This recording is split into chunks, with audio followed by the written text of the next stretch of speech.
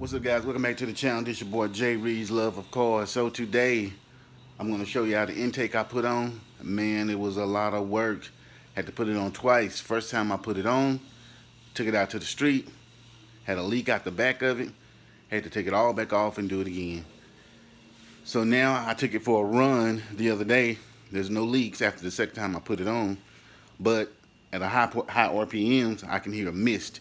So I got to figure that out. So I'm going to check my wires. My wires are kind of old except for one. So I'm going to put these on because I have one of these wires on. But I'm going to put them all on and see if that fixes it. I also need to I'm going to look at my TPS and try to fix that. And then I am also going to wash the vet. It is horribly dirty. The reason why it is that dirty because I had to park it outside because I was working on the car in the garage. But it is absolutely filthy. That's a no-go. So let's go ahead and dive into these tasks before it gets too hot. So this is my new intake manifold. It comes off of a 1999 Explorer. We got a new SVR. I ordered a 70mm throttle body with spacer. I got that from LMR. I bought the intake off of eBay used. It's supposed to give me about 15 more horsepower or whatnot, but I don't know. That's yet to be determined. See, I'm using this one gray wire. I'm gonna switch all of these out and check them all, and make sure ain't no heat nowhere. And my next project, I am going to make me another intake. Maybe even see if I can route it down there because I don't drive this car in the rain anyway. But anyway, I'm going to make another intake because this is a 70mm throttle body, and you can see you got a little bit of a restriction right here because this inlet is kind of small. So I want a fat one to go all the way up. But in the meantime, what I'll probably do, because this filter is trash, I'm probably going to put the BBK back on. Now this is an 80mm mass, which is why I put this intake back on the car. But I think I'm going to put the BBK back on. But it's got the stock 55mm mass air MAF sensor, whatever you want to call it. But it goes into the fender well and has a better filter. I'm going to do that temporarily until I can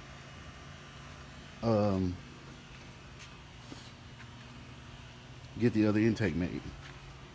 And we are going to change the oil because anytime you switch intakes, you need to change the oil.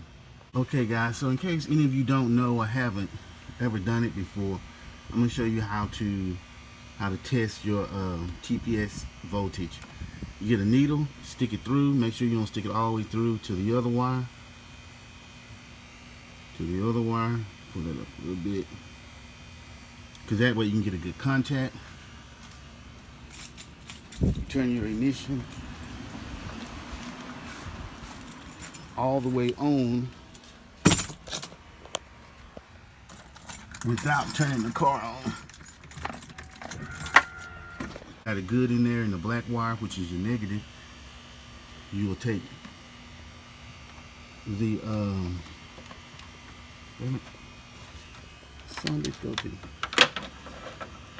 you take the red one, you'll touch it to the needle. If it's in there good, you'll get a number change. So this is not in there good.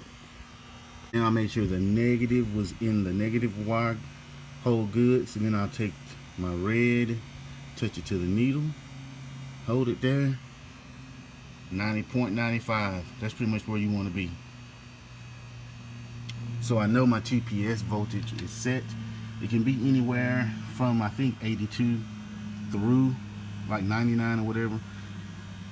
But anyway, that's correct. So we know that that's not causing the breakup that I'm having on the top end when I'm like balls to the wall. So next thing I guess I need to do is change these wires out. Really didn't want to do that, but gotta do it. Now while I'm changing these wires, I'm gonna make sure too that I have the right firing order. There's a couple of different firing orders for these Foxbody depending on what year you got. You got an HO firing order and you got a regular 5.0 firing order. My intake had 5.0 HO on it, so I'm assuming this is a HO. This is not the original motor in here. So we're going to use the HO firing order. I'm going to go by that. That's what I've been going by. But anyway, so let's get to that. Let me find that on the web and get back with you. So we are moving right along with this process. Got my plug wires on. Kind of want to test fire it, but we'll wait till we get the intake on. They all gray now. Kind of like that look.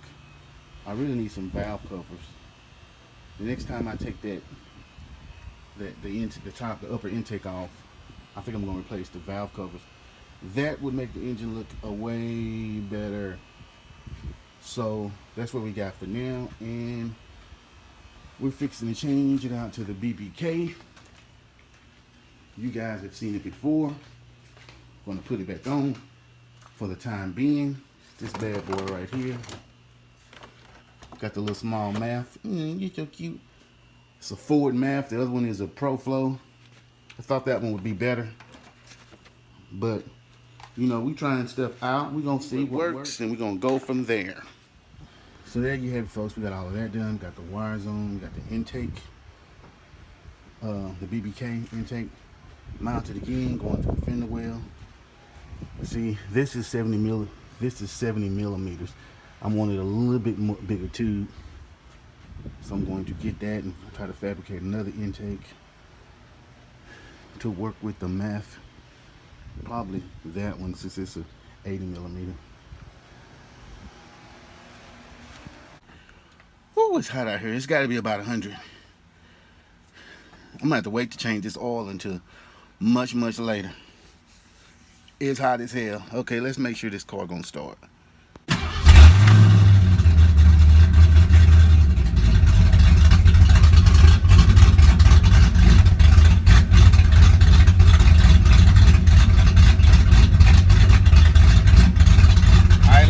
Idling nice, steady.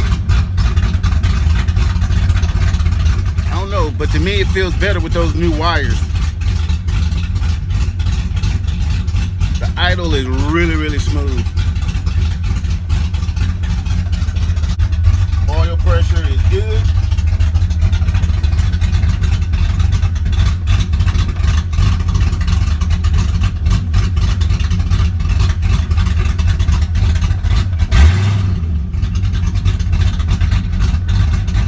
Idle comes back down quick.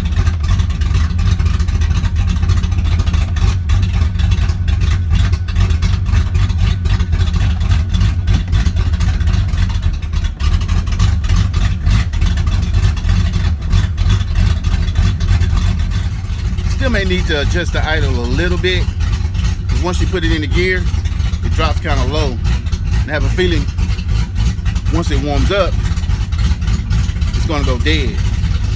But anyway, we'll fool with that later. It's hot as hell out here. I got that done.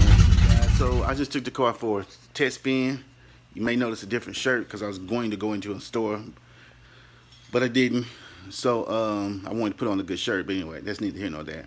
So it's just got through taking the car for a test spin. It seems like all is well. Maybe I had a loose wire or something, but the car feels pretty good now. I had some pretty, some wide open throttle runs on the freeway. So I don't know. I think we may be ready to hit the track. A couple things that I learned when installing that intake. So the first time I used RTV. The second time I used the gaskets that came with the Pro. Okay, let me rewind. The first time I used RTV on the end seals. The second time, and they leaked. Number one,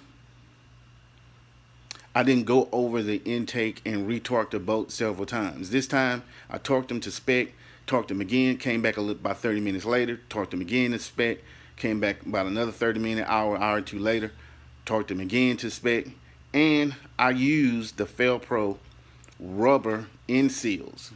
So, you know, they seem to be holding for the time being. So if you're thinking about doing this project, installing an Explorer intake, the main thing you want to do is get the end seals correct, because that's going to ruin your day if that's not correct, because there's no fun taking everything off again. But anyway, this your boy Jay Reed for the love of cars. Hope you got something out of this video. I'll be back at you soon.